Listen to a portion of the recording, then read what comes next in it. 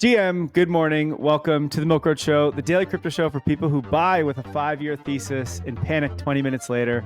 I'm your host, Kyle Reedhead. Today, we are joined by none other than Jesse Pollak, creator of the L2 base and on the executive team of Coinbase. And today, we're going to discuss all things Coinbase, the base app, content coins, payments, the DeFi mullet, and so much more. As you guys know, I've been bullish on Coinbase and absolutely love what Coinbase is doing for a long time. So I'm excited to bring Jesse on to talk about that. But before we do, if you want a fast, fun read on what's happening in crypto, join the Milk Road Daily newsletter. We get you guys up to speed on everything going on in the space. It takes a couple minutes a day to read, and you literally be on top of absolutely everything. So check out the link in the show notes below and subscribe today. Also, today's episode is brought to you by Nexo, the platform that grows your crypto without locking it away, and Figure. Grow your cash like a bank, no lockups, just real returns. And so without further ado, let's bring Jesse onto the show. Jesse, how you doing today, my man? Doing great. Happy Thursday. Happy Thursday. Absolutely. Well, this is coming out on a Friday for those that are listening, but we are recording a day before. Lots we want to get into. There's a big announcement actually coming out on Friday, so we're going to get into that. But before we do, I want to start more high level, zoom out a little bit, Jesse. Coinbase is doing a ton of things. You guys have been doing a ton of things for like, I don't know, what have you been around for like 10, 13 years maybe? I think you guys were founded in 2012. So you guys have been around a long time. You've been an exchange. You guys launched an L2. You've launched a wallet. You've launched a new kind of combination of all these things called the base app. You guys are doing payments, stablecoins. You guys are doing so much. And so I just want to get your kind of high level view of like, what are you guys trying to accomplish at Coinbase? And if you take me maybe like, I don't know, 5 years down the road, I don't know how far out you guys think, maybe 5 years, maybe 10 years, whatever that is for you guys. Like, what does Coinbase look like? Who are you guys? What are you guys doing? How does like your customer think of you guys?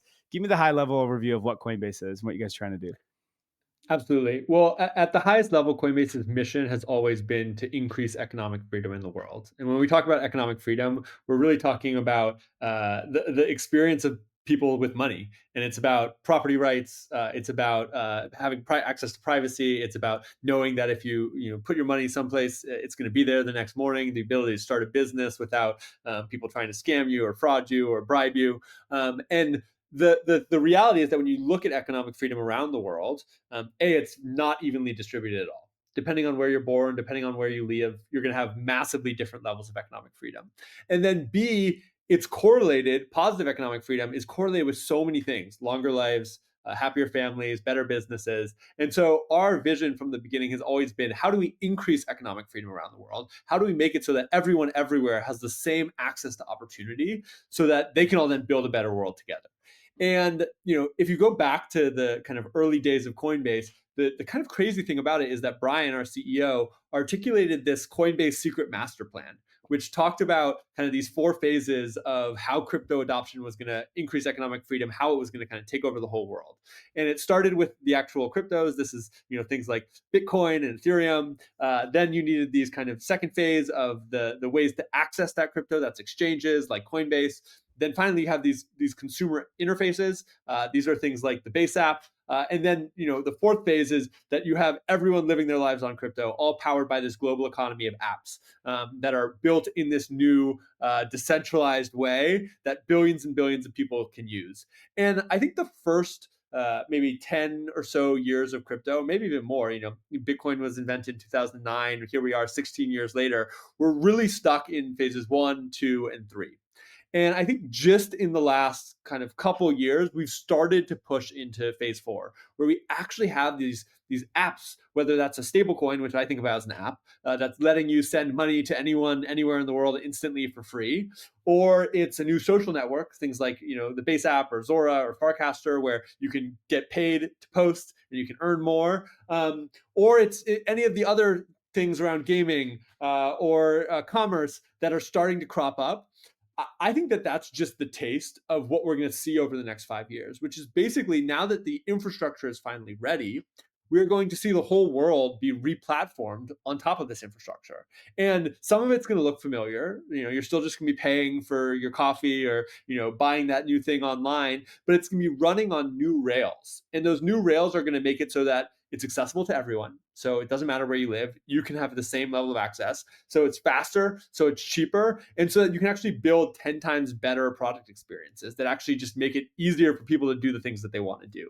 And so I think that that will cut across every part of the industry. I think for Coinbase in particular, there's two big ways that I see it manifesting. On the kind of core Coinbase side, I think a lot of what we're focused on is building that next generation primary financial account. So it's, you're used to banking in the traditional financial system. Everything takes days. You're charged a fee at every point. You don't have access to the best investment opportunities. Over the next few years, you'll be able to do all of those same things, but now it's going to be globally accessible. It's going to be instant. It's going to be low cost. You're going to have access to every asset that you could ever imagine, all running in one place. That's all seamlessly manageable. And I think that's going to be kind of this Coinbase path where it's just going to let you do things with your money better. And then on the other side, and this is really what Base is pushing, I think we're going to see the same transformation happen to the social networks and to the app stores, where for the last decade, so much of the internet has been powered by social networks. But the people who actually bring the creativity to those networks haven't earned. They've been cut out of the equation. They earn less than 5% of the total kind of inflows into social networks, with 95% of that value going to the underlying platforms. And what we're seeing happen right now on Base is that is being totally inversed, where for the first time, creators are actually getting paid to post. They're getting 95% of the value. And I think that's going to lead to the same replatforming that's happening right now with traditional finance and money, happening in traditional social media, and this next generation social media that actually rewards creators, rewards the people who make the internet what it is. And so I think 5 years from now, when we look back, the primary thing we're going to feel is like, oh my gosh, can you believe how quickly that transformation happened? And then if you actually take a step back, you'll see, oh no, that was 20 years. Like 5 years from now, it's going to be 2029, which is 20 years after Bitcoin was invented. But I think it really start to compress because we've done so much investment in infrastructure that now we're finally going to actually have the user experiences that benefit from it. So you guys are basically going after, let's say, the biggest social media companies in the world, trying to be the next Instagram, Twitter, whatever. And at the same time, trying to be the next, I don't know, PayPal or, whatever the big bank is you want to say. Like, you're basically trying to accomplish both of those at the exact same time. Is that what I'm understanding? Well, I think that that's directionally spot on, but the really important note is it's not us. It's all of Right. us. Right. Right? Like, this isn't something that Coinbase can do alone, right? If you look at what the primary financial account is being built on, it's being built on Ethereum. It's being built on the open network and Base. It's being built on Right. all of these different stable coins. It's being built on open protocols like airdrop and Exactly. Uniswap and Morpho that have built out the infrastructure of this new economy. And then a lot of Mhm. what we're doing is we're stitching it together. Same thing on the Base side. The Base app, we couldn't have built it alone, right? It runs Mhm. on the Base, then it runs on Farcaster, it runs on Zora, it runs on XMTP, it runs on airdrop, it runs on Uniswap. And so when I think about this new internet, the thing that's going to be really different is that it's not going to be controlled by one corporation. It's going to be built on open protocols that everyone can contribute to, where we actually earn from the contributions that we make. And so, yes, I think that everyone who's watching this podcast and all the people on Twitter and all the people who believe in this future, we are the ones who are going to take on the legacy systems because the systems are broken. They don't Mhm. serve us. They don't help us accomplish what we want to. They cut us out if we don't live in the right place, or we don't have the right phone, or we don't have the right citizenship. And we can build new systems now that we finally have this technological foundation that actually put us back in control. And so I think that that's a collective task. I was tweeting about that earlier today, where I think it really is a thing where we win together. But I also think that that's going to be something that's going to take a lot of hard work. It's going to require unlearning some of these kind of learned habits of like everything is a zero sum competition. And it's going to require embracing this new way of building that's fundamentally open and built on open protocols. I think for a long time, you guys have wanted to. I feel like Coinbase has been like this. When you put a Mentos in a bottle of Coca-Cola and you shake it up and then it just like explodes. I feel like it's been like the Mentos is in there. You guys are shaking it up and you haven't been able to take that lid off because of regulation, because of the SEC, because of everything that's been going on, mainly in the US, which is where you guys are obviously predominantly. Last week we had the SEC, Paul Atkins, put out the Project Crypto, where basically their goal is let's bring the entire financial system in the US on chain. It was like the most bullish thing I've ever seen in my entire life from regulators. Like, now will that happen right away? I don't know, but it was pretty cool to see. What's that been like for you guys? Because I know you guys were a big part of fighting for this whole industry, which has been really cool. But like, how much did that really hold you guys back? And like, now that that is, I don't know, you can tell me if it's fully changed. It's been a complete 180 is what it seems like to me anyway. What does that mean for you guys? Like, are you guys ready to just go hyperscale mode, or how is this changing from, let's say, even basically last year to this year? Yeah, well, reading that speech from Paul Atkins was it honestly felt crazy to me because 2 years ago no one was saying on chain. Like Yeah, it right, wasn't a right, word, right? right. And Jacob Horn and D from Zora, they really invented the word, and then I think I've popularized it and helped kind of say it out loud a million times. And to see that repeated back to us, this idea of we're going to bring America on chain and the American financial markets on chain from the regulator who for 5 years like wouldn't meet with us, that was just like holy crap. Right. Like I could have written that, but they're writing it now. And that's how much kind of impact we've been able to have as an industry over the last many years, in terms of kind of bringing this new global financial system, making it a reality such that's being recognized at that level. And I think, to your point, it has been a sea change. And one thing that made that speech particularly special was at the exact same time that Paul was giving that speech, Chair Atkins was giving that speech, I was actually in the SEC offices. I met Oh, with well. Hester Pierce. I posted a picture of that. We had another bunch of meetings with SEC staff, and the level of collaboration and engagement where folks are genuinely trying to understand what's happening and then figure out what's the policies that we can put in place to make it so that this global economy can thrive is it's night and day. They, Right. they literally wouldn't meet with us for like 6 years. They sued us, but they wouldn't meet with us. And now it's like not only are we having meetings, because I meet with a lot of people, but we're having conversations where they're not just making the time to kind of like hear from us. They're bringing their own ideas, and those ideas are good. He wrote that speech, and that speech was like visionary in so many Mm, ways. And so I think that shift from like not only being willing to meet with us, but also coming to the table with a level of depth and expertise and knowledge that is reflective of caring and wanting to build the best policy outcomes, or wanting to build the best policy to get to the best outcomes for this new kind of financial system that we're building, and wanting to make America at the center of it. I think that's just been remarkable because it hasn't been that long. 7 months ago, we were whatever, 8 months ago, 9 months literally. ago, it was a totally different game, and it was about how do we defend ourselves from these kind of like aggressive prosecution that we think is totally lawless, to now being like having the conversations, getting into the weeds, really collaborating in many ways to figure out what this future is going to look like. It's remarkable, and I feel super grateful, and it gives me a lot of confidence that America as a country, and the government that we've built is resilient. Like things can Right. go wrong. Parts can be wrong. People can have bad opinions, but with the kind of test of time, you do have this kind of like naturally self-healing process where when the citizenry, 52 million Americans who own crypto, speak up as they did in the last election, the government listens, and the Right. government changes, and the government evolves the way they approach these problems, and it's able to actually come back and make a positive impact. And so that, as an American and someone who obviously is working hard to build a global economy but wants America to be a big part of that, that's been really inspiring to see. Yeah, no doubt. And you guys did an amazing job at helping rally the American troops to figure that out. Not troops as in, actual troops, but you know what I mean? It felt like you guys were All rallying the everyone people. together. Yeah, all the Yeah. people. So you guys incredible job. Did you guys have all these meetings back before this change? Like, was there a bunch of things you guys wanted to launch and wanted to do, you just like actually couldn't? And 100%. now it feels like you can do that, or what's that been like?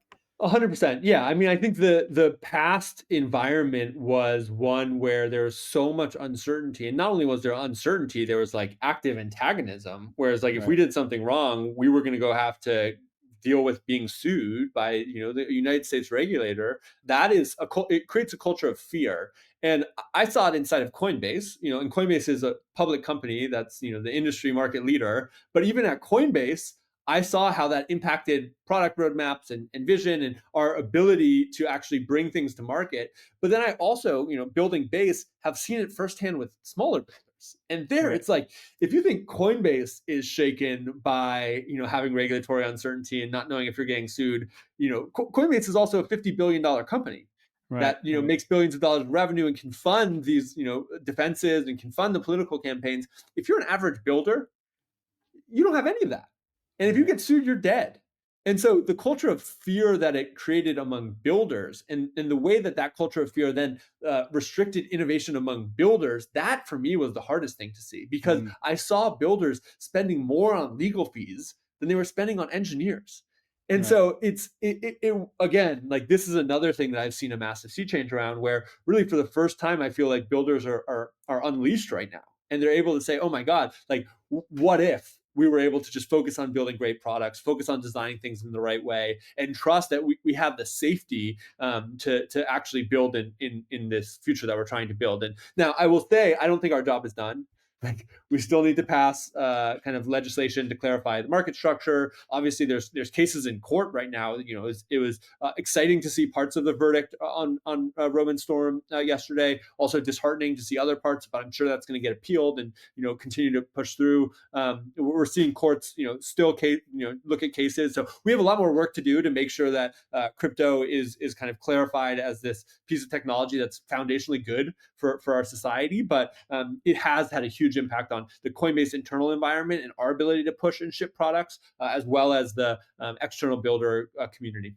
If long meetings and judgmental bankers are your thing, Nexo's probably not. Nexo is a premier wealth platform built for people who value their time and money. It's built for people who have idle cash lying around and want it to grow fast. Whether it's Bitcoin, Ethereum, or even Forex-pegged assets like USDT or USDC, Nexo offers up to 14% annual interest and access to crypto-backed credit in under 24 hours. Your assets need a platform built for growth. Join Nexo. Why do people invest in real estate? Because it spits off cash flow. But I'm not here to manage rental properties. That's why I'm looking at Figure Markets. Their new democratized prime product backs your money with real cash flowing assets and returns up to 9% APY. It's the first real world asset borrow lend pool built for everyone, not just institutions. Ready to lend like a bank and get more than the 5% Aave is offering you? Download the Figure Markets app today and get 9% on your idle funds. Go to milkroad.com/Figure Markets. So this podcast is usually talking about markets and market cycles and trying to understand that. I'm not going to ask any of those questions, so don't worry. No price predictions here today. But I do want to understand we're in a bull market. We've been, I believe, in a bull market for a number of years. It hasn't been like what we've been used to in 2021, the craziest we had there, or 2017. But it's just feels like this like grind upwards of adoption, grind upwards of both adoption of like using the tokens, but also building on chain and launching new products, everything. It just feels like everything is just getting more and more and more.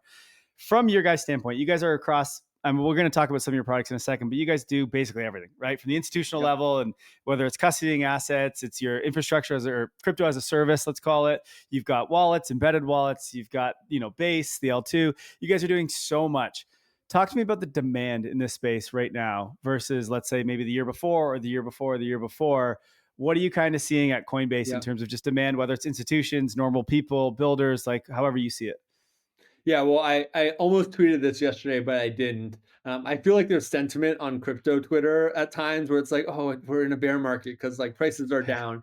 And the thing I almost tweeted was like, anyone who thinks that we're in a bear market clearly isn't actually in the field talking to builders and creators. Because from my experience, I get to work on Base and talk to, thousands and thousands of builders and creators all around the world, and then obviously have visibility into what's happening elsewhere at Coinbase. There has never been more excitement. There has never been more energy. There's never been more smart people coming in and building real products on top of this infrastructure. And so the demand for, I'd say really the last 3 years, kind of since it bottomed in 2022, like you said, just been grinding up and to the right, with the curve bending steeper and steeper and steeper, where we have institutional demand, we have developer demand, we have consumer demand starting, and that, to me, being on the front lines and actually seeing it and feeling it, makes me feel like we're in a complete bull market, because that wasn't the case in like the depth of 2021 or 2022. People were leaving. Same thing in 2018, 2019. People were leaving, but now it's just like people are coming. Now, I think one thing that I don't think we've experienced yet, but I think we're close to, is we are used to, I think, this kind of like speculative driven growth cycle where it's like, okay, you have this, prices going up and you have a big pop of people and then it kind of wanes down. I think we started on the kind of like infrastructure and builder and creator side to shift into more of this consistent growth. But I also don't think as an industry we've experienced real consumer viral growth. That's not speculation driven, but it's product driven, where you have a product kind of viral growth cycle that's just sucking in people. Think about like Twitter or Instagram or TikTok, and like how quickly those products grew. And I think a big thing that has kind of held back that moment is that we haven't had the consumer products. And the reason why we haven't had the consumer products is we actually didn't have the infrastructure to build the best in class consumer products. But now we finally have the infrastructure. You have those fast and cheap chains like Base. You have the stable coins that are trustworthy. You have smart wallets that make it really easy to abstract gas and cover those gas fees from developers. And I think we're just starting to see folks pull those together into consumer experiences that are starting to get traction. Now, they haven't gone all the way to like full-on viral growth, but they're starting to show signs of this. And we're seeing this with the Base app that's been rolling out. There's so much demand for it. And the early cohorts of people who are in it are super sticky, really high retention. I think we're seeing it with things like Zora as well, where it's just people discovering, oh my God, my content has value. As a creator, I'm valuable. And that's like causing them to bring in their friends and grow more. And what I expect will happen sometime soon, and I won't put a specific date on it, but I think it's coming, is that we're going to see that next inflection where it's no longer just a steady grind up in the developer kind of institutional supply side kind of demand for crypto, but it's going to be this like viral grind up from the consumer side that's more demand driven, where it's like, oh my God, we finally have these products. How do I get it? How do I use that thing that can deliver so much value to me as a creator or as a consumer? I think we're really close. Yeah, I think we've been waiting for that ChatGPT moment for a long time in crypto, and it's just never really. It's been 16 years, right? Yeah, So we've never had it. I feel like we've all lulled ourselves into a little bit of like a feeling of like, oh, this is just the way that it is, and like we're just going to keep kind of doing this really slow grind. But like that's not the way that these things work. Like the way that these things work is that you do infrastructure build out for a long period of time, and then it like snaps into place and it happens. And that's the thing that we're all grinding towards. And I feel like we're closer than we've ever been. And you're already you've heard a bunch of people say it now, the ChatGPT moment is stable coins for crypto. So I guess like we're kind of getting that. It's still not, ChatGPT was way faster. So we'll see. Yeah. I think that in certain ways the stablecoin stuff are, and in certain parts of the world, the thing about stablecoins though, and I generally feel this about payments generally, is because you actually have pretty high saturation of like in region payment systems that are pretty good, like whether that's in the US with things like Venmo or credit cards, or in India with UPI. Every country at this point, for the most part, has an in-region digital payment system that works pretty well. I think that limits the ability for a pure payments use case to be hyper viral. Right, because basically you like run into this adoption problem where, it's good for certain things. Like now you can do cross-border payments way better, or you can maybe save and get it, but you don't have that same thing where like earlier in the payments lifecycle with PayPal, when it was like all bad, you had that viral, like send money to a friend, it's magic experience, they get $5, and that can spread like wildfire. Now, when it starts to spread, you keep running into these nodes where it's like, oh, but like my payment system works pretty well. Like, why should I switch to this? And so my thesis on this is like, we're not going to actually see that like really raw viral growth from pure payments. You have to start to bring in other consumer behaviors. And the big one that I have a thesis around is around social. Because when you look at kind of besides AI, which I would actually classify ChatGPT in many ways as a social product, because you're socializing with an AI, even if it's still kind of like a one-to-one in certain ways. I think that like the TikToks, the Instagrams, those are social products. They grow virally because you have this kind of bring your friends along for the ride. I think that that's what's going to grow virally in crypto as well. Interesting. So that's what you think is going to be our ChatGPT moment, is the social aspect, combining social plus all the things that we're doing in crypto. Yeah, exactly. Let's jump to that then. I was going to wait. I was going to move the Base app until the end and talk about some other things, but actually now I want to jump to this because you've piqued my interest. Give me your pitch on why you think that creating a new social app is going to work, right? You have the biggest apps in the world are social apps, right? Facebook, Instagram, TikTok, etc., YouTube. And it's very hard to compete with them, obviously, right? Many have tried. It's very difficult to do. Walk me through your thesis on why you think the base, and feel free to also maybe start with like, what is the base app? What have you guys Yep. built there? And give me your like elevator pitch on why you guys think that you're going to be able to pull the users from their existing social apps to yours, because that's not an easy thing to do. It's not an easy thing to do. It's a really big, ambitious vision that we have. And for those who maybe are new, the base app is an everything app for the on-chain economy. But the core value prop that we're seeing really resonate is the create and earn experience, where you can come in, you bring your creativity, and you earn from it. And we like to say it pays to be here. And I think what we're seeing in the early kind of adoption of the base app is that people really resonate with that in an intuitive way. And the reason why they resonate with that is because when you look at the economics of social networks today, yes, you can say, okay, there's a creator class that's scaled, the people with millions of followers who they can post and they can earn because they get ads deals or because maybe the platforms cut them in. But for the everyday person, they spend so much time creating and they spend so much time consuming, but they are cut out of the economics. And this ranges from, the average creator in the United States who maybe has 10,000 followers or 12,000 followers or a couple thousand followers, but a real audience, but isn't big enough to qualify for those kind of creatings earnings program where those platforms kind of pass back money, to, I think, even more ridiculously, the average creator, not the average creator, but the creators with big audiences outside of the United States in regions that are kind of cut out of the existing financial system, whether this is Nigeria or Argentina or any of these countries where you have huge audiences, but the existing financial rails don't work for them. Those people earn nothing. Like you can have 300,000 followers in Nigeria and you can earn nothing. And so I think that is basically this intuitive thing that all of us in the creator economy of Web 2 today are experiencing, where we actually have an intuitive recognition of my content is valuable. I'm bringing something to this network, but I'm underserved and undervalued by it. And so the hook that we're seeing really resonates. You can come into the base app and you can post and you can immediately start earning. And it's not like, oh, the platform is going to decide like how much you get paid and then they're going to pay you out 6 months later. It's like, no, you post and you immediately start earning. And it's not 100% there. The experience is still choppy. Like, yeah, it mostly works for people with audiences, but that experience of having my content be immediately valued and seeing posts go out and then money stream in, it's unlike anything I've ever experienced before. And it's a hook that we're seeing really, really bring people in a way that's totally new. And it's leading to these kind of magic moments for creators that I think have the potential to create that viral spark and bring more people in. And so when I look at this, the reason why we have conviction of our ability to do this is that there's trillions of dollars of value locked up in these platforms that is just going to the platforms today.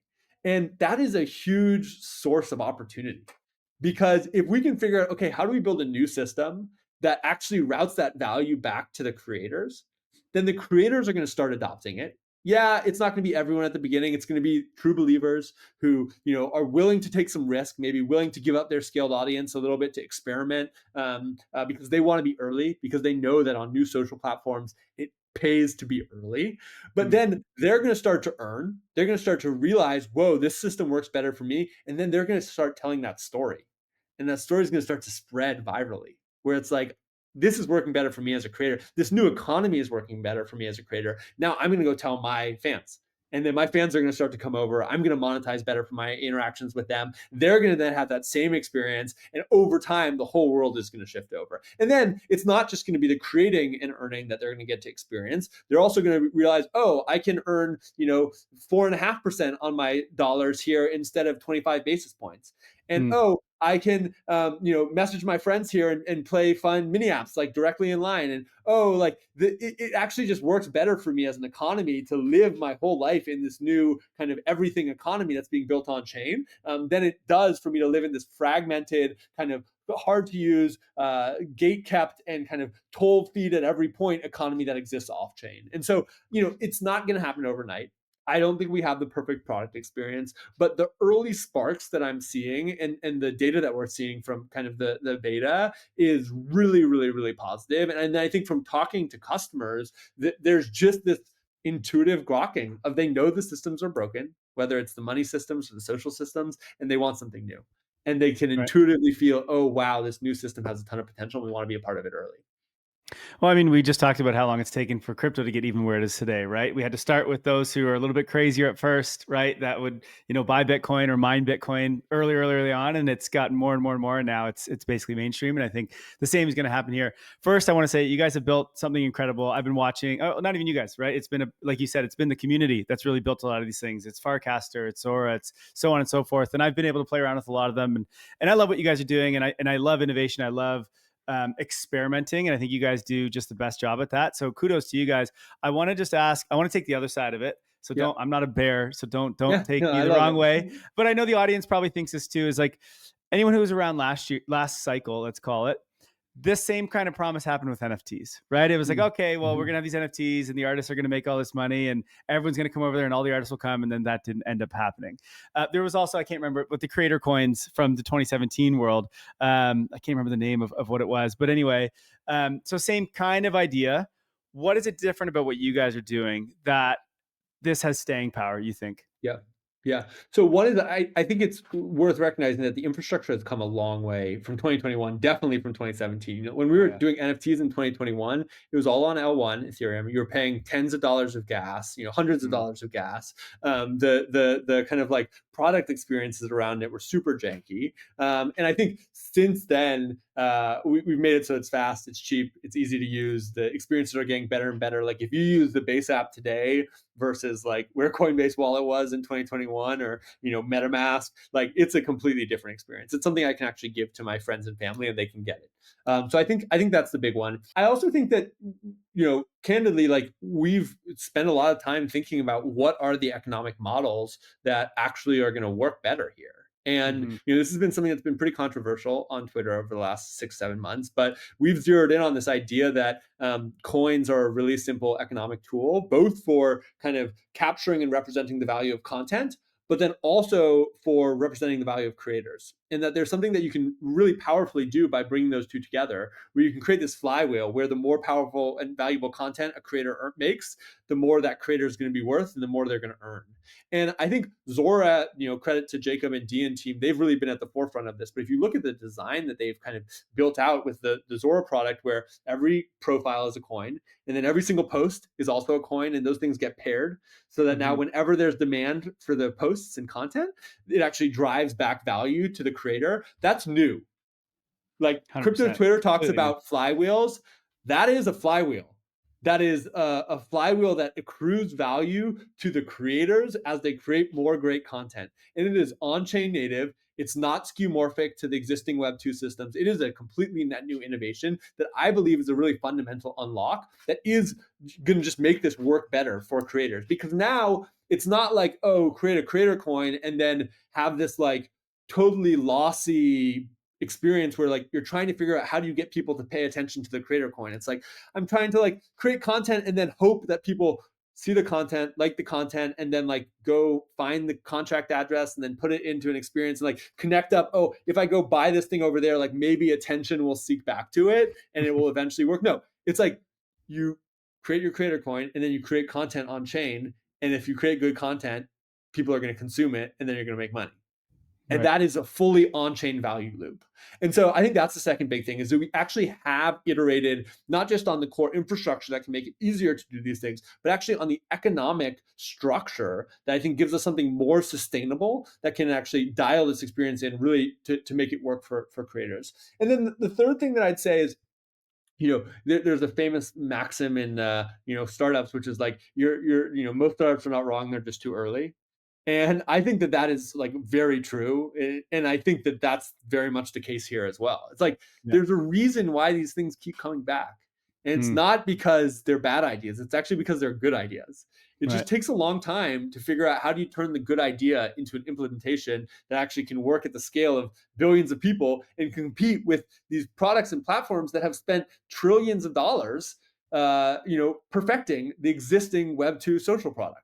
And so I see the past attempts not as like a kind of like indication that this is never possible. I see it as an indication that we're on the right path and that we just need to keep refining, keep iterating, keep putting the pieces together until it works. And I will say that being back in the trenches of building consumer products, because I was off for a few years of just building the builder side with Base. Now being back with the Base app, it's like night and day. Where we were a few years ago versus where we are now, it's night and day. And it's not, the experience isn't perfect. And there's lots of people who are tweeting at me constantly of like, how do I get an invite to the Base app? And I feel bad because I want to give everyone an invite, but the reality is like we're not scaling access until we feel really confident in the product, and that's an iterative thing that we're making progress on every single week. But in terms of like how close I think we are, it's totally night and day.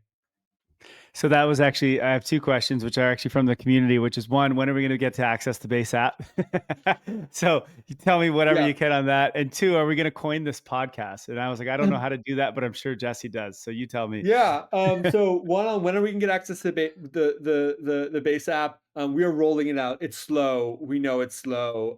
The team pushed really hard to get out the beta a few weeks ago, and we let a bunch of people in just to like share maybe some numbers that I guess maybe we haven't shared. We've let about 20,000 people in. We're seeing really good engagement among those folks. People are coming back on a daily basis, like good engagement numbers that I would expect for like a real consumer social product. But at the same time, we've learned a ton, which is that we just have a ton of rough edges. The creator coin, content coin flywheel isn't all the way there. Like we don't have support for creator coins and that pairing that I just talked about. There's still performance and quality stuff that we have to dial in. The feed isn't good enough. Like we've been working really hard to make it so the feed is engaging, but we're not quite there. And so, it's really hard to both feel like, oh my God, there's so much demand for this thing, but also feel like we want to kind of like keep it a little bit close. But the goal is to make it so that we can give people a product that they actually want to use, and that feels exciting and motivating for them. And so our strategy for the next few months is we're going to be increasing people like week over week, the number of people. That's going to be a combination of kind of pulling people off the wait list, as well as giving existing people in the network invites so that they can add their friends, because we see that as a really powerful way for kind of growing a social network that lets people invite their friends. And then we're just going to be making week over week progress. And we're working right now to share a lot of that much more openly. But ideally, we can kind of like bend the curve up in terms of how many people are in, grow the kind of density and quality of the network as we're improving the product quality, so people are onboarding into something that is really, really great. And I expect that that's going to happen for a couple of months, and then we're going to open the floodgates fully, and we'll hopefully be off to the races. So that's the story on the Base app. Stay tuned. More invites coming soon. We're scaling up as fast as we can, and I appreciate everyone's patience. Now, on should we coin this podcast? I mean, hell yeah! Like I think you should go put it on the Base app or put it on Zora, like wherever you want. Milk Road should probably have a creator coin that the content can get paired against. I before we launched the Base app, I would say I was uncertain about whether this kind of model was gonna. I had a lot of conviction, but you never really know. Like I wanted to put my product out there. I've continued to increase my certainty. It's maybe like 60%. Now it's like 80%. And that's because when we're out in the field talking to everyday people, it just really resonates that their content has value. They actually understand that intuitively. The kind of like liquidity and economic dynamics that we're seeing in the trading marketplace are really starting to work. And so I don't think that there's a better way to kind of have your content be valued than putting it on chain and coining it. And I think that there's a lot of people who still feel like there's stigma and feel like there's risk in doing that. And I just want to say to everyone out there, like at this point, I think we've broken through basically all of the stigma. Like anyone is posting their content on chain right now, and like maybe someone will say something and be like, oh, like why are you coining, like, but like it's basically gone now. You've gone through all the battles for us on Twitter. Like, I've watched that over the months. And it's just like posting, except for now you're posting on chain. And yeah, there's a value associated with it. And if someone wants to buy it to support you, they can. If someone wants to buy it to speculate, they can. But like the market has learned that this is a new thing, and that they figured out how to engage with it. And there's no longer this kind of mismatch of expectations that I think led to a lot of the initial strife. And so I think it's safe. It's safe for Milk Road to do it. It's safe for any creator out there to put their content on chain, to have their content be valued, to have them be valued in the form of a creator coin, and to benefit from this new economy that we're building. Well, Milk Road's ready to bring our whole thing on chain. We're just waiting to get access to the Base app, and we're gonna be all over it. So we can't wait. So I want to go out of the Base app conversation just for a second here, and I want to talk about Coinbase again. One of the things that I think have been the most exciting thing or the most inspiring thing I would say of Coinbase is you guys don't just like talk the talk about coming on chain. You guys are literally leading it from every way. You just talked about it with the Base app and what you guys are doing there, leading the way of bringing, social on chain. But for a long time, you guys have always been like, hey, we're going to bring our own company on chain. Since you guys launched Base, one of the things that excited me the most was I remember seeing a few guys from Coinbase saying, hey, we're going to start bringing our own like business on Base. We're going to move the capital of the users there, et cetera. And I have a tweet here from David that I'll just bring up on the screen, who I've actually was on stage with at Consensus earlier this year. And he said, this tweet was awesome. It was just earlier last week, I think it was. He says, so excited for more and more of Coinbase's existing and new users, assets, and products to come on chain via Base. On-chain innovation is literally happening across the entire company right now. Base may be the most visible, but every single team at Coinbase is thinking about how to improve consumer, developer, business, and institutional experiences by using on-chain rails. And he's just saying the speed is accelerating. Can you just explain to me, and I know you sort of talked about these phases of Brian Armstrong, but like, what is it you guys are trying to do with bringing Coinbase? And think of Coinbase as the corporate centralized company. You guys are really trying to bring all that on chain. What does that actually mean? Help our listeners kind of understand that. Yeah. Well, he's good at articulating this stuff. He's such a good writer, and I'm so grateful to have him on the Base team. I'd say when we started Base 3 years ago, started working on Base, we had this kind of vague vision of like, let's figure out how to bring the company on chain, and we didn't actually know what that meant. And so it was like actually a year of me and the team like wandering in the dark trying to figure it out. We tried a bunch of things, none of them worked. We ultimately realized, like if we want to build on-chain products, we need a platform, and that platform was Base Chain. And that kind of started in late 2022. We launched the testnet in February 2023. But even then, like we had this vision, and Coinbase, I think, had the vision, or parts of Coinbase. Brian had the vision. It was, like unevenly distributed, of bring Coinbase on chain, but it wasn't really clear what that meant. I'd say what's really clarified over the last few, maybe like 12 months or so is now that we have this platform, we just see opportunities across the business where we can take existing products and rebuild them on chain to make them like 10 times faster, 10 times cheaper, 10 times more available to customers. And so like, let me just give you two examples. The first one is the product we launched 6 months ago, which is the ability to borrow dollars against your Bitcoin. So you can take your Bitcoin on Coinbase and you can get a USDC loan against it. I think it's like a 6% loan. It's really great if you have long-term Bitcoin holdings that you want, but you need some flexible cash, maybe to do a refinance or to, whatever you want. It happens instantly. The way that product works is it's fully built on chain. So when you say, I want a USDC loan, what actually happens is we take your Bitcoin, we wrap it into Coinbase Bitcoin, we put it into your smart wallet, we deposit it then from your smart wallet into a Morpho lending pool on chain on Base. We then kind of pull out USDC against it and put it back into your Coinbase account. It's like 5 steps all compressed into one with the smart wallet. You do a one-tap transaction and then you have money in your wallet.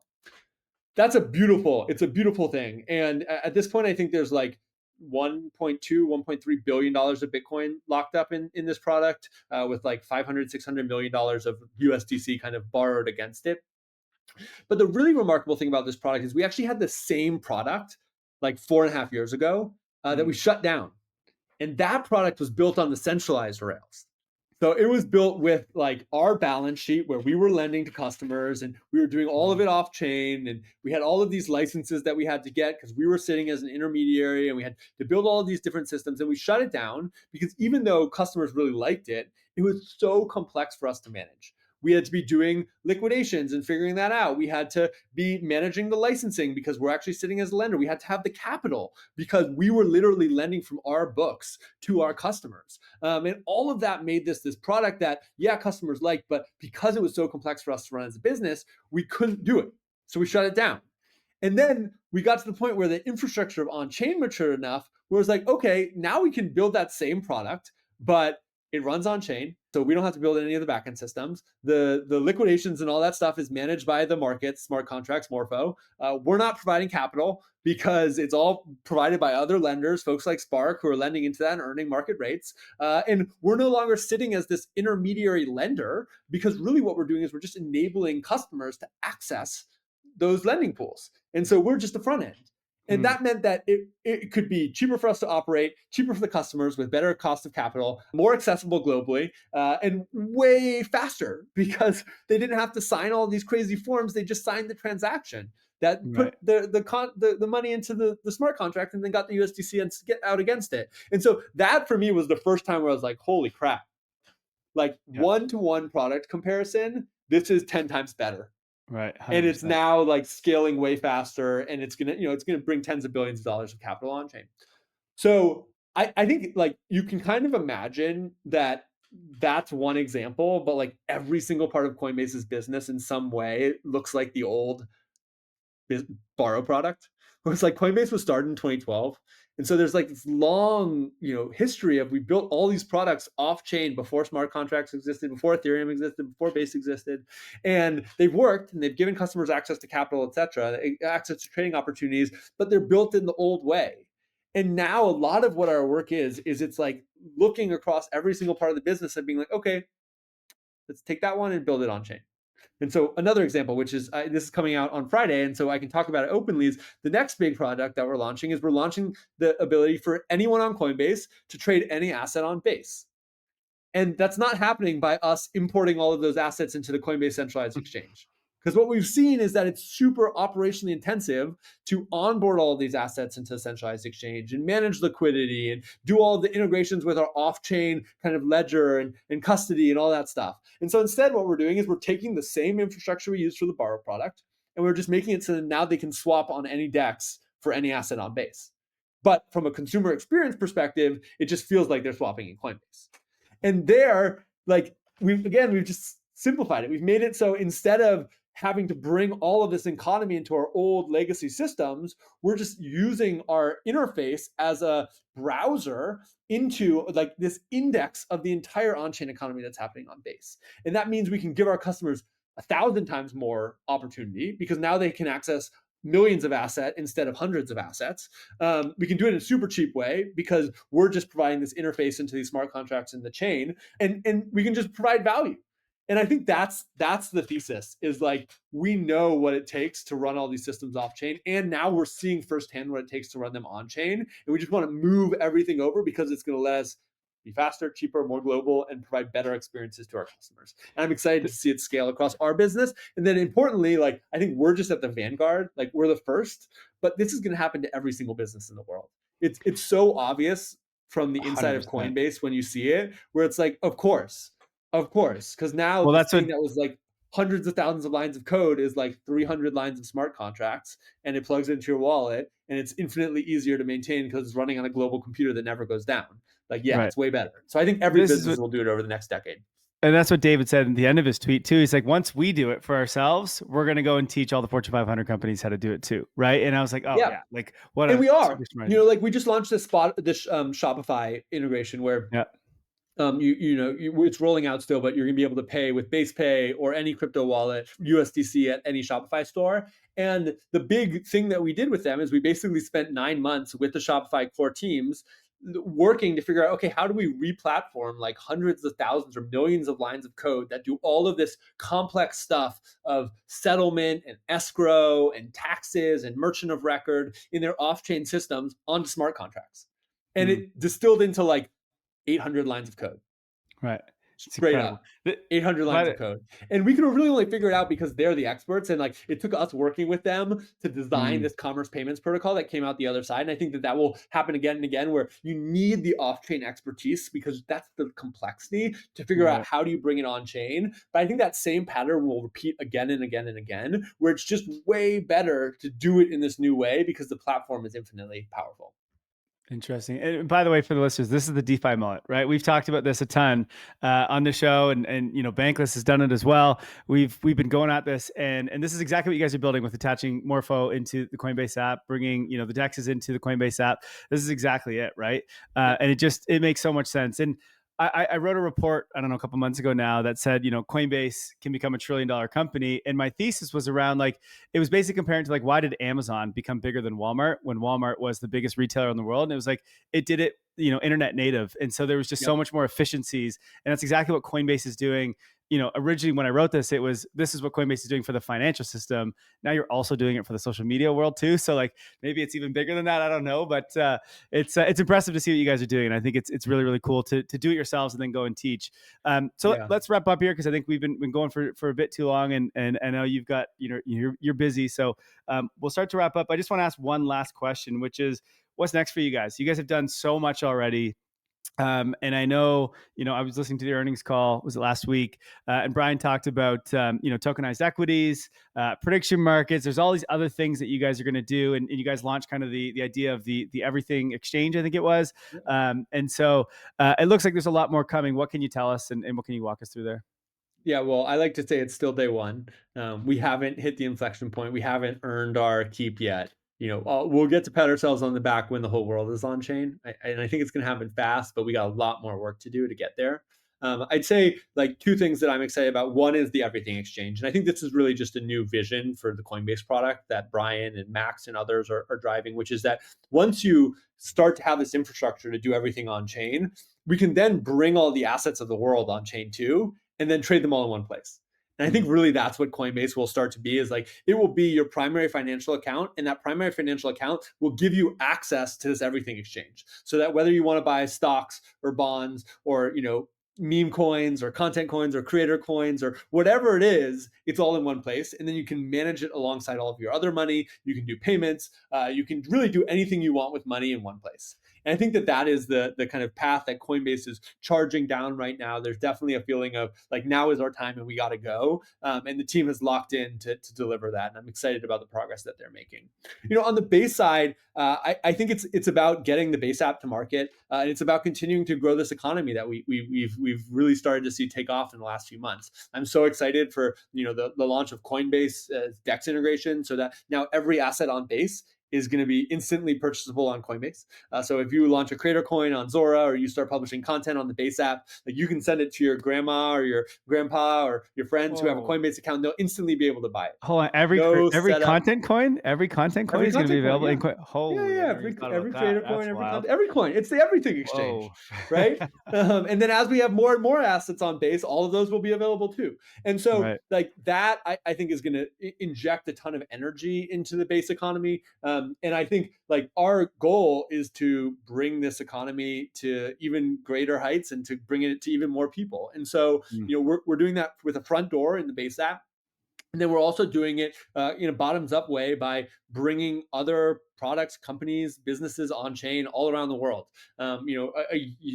Beginning of this year, we had someone in one country in India, Samia, who's incredible. Today, we've built out a country team, a global team that has country leaders, I think, in 16 different countries.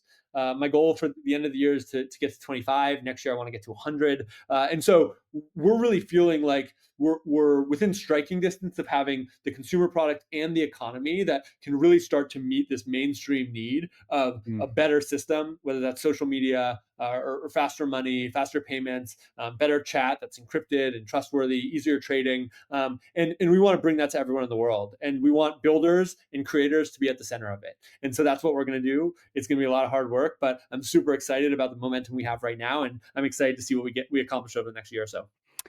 Yeah, I'm excited too. Jesse, congrats on everything you guys are doing at Coinbase. It's been wild to see what you guys have built over the last, even just few months. I feel like every earnings, even before that, you guys are just launching, and I love to see it. So keep shipping, keep doing what you guys doing. We're full supporters over here at Milk Road. We love you guys, and keep going. And we can't wait to use the Base app. But thanks so much for joining us. This was awesome. Thanks for having me. Day one. Keep building, everyone. Stay based.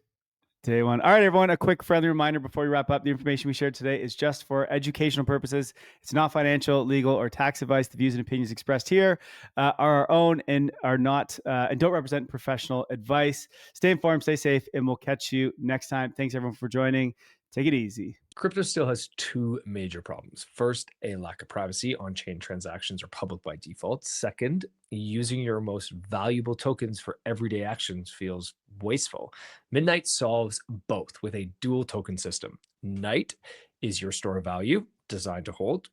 Dust is what you spend, a private renewable resource used to fuel on-chain activity. You generate dust by holding Night. That means your value stays intact while your actions stay private.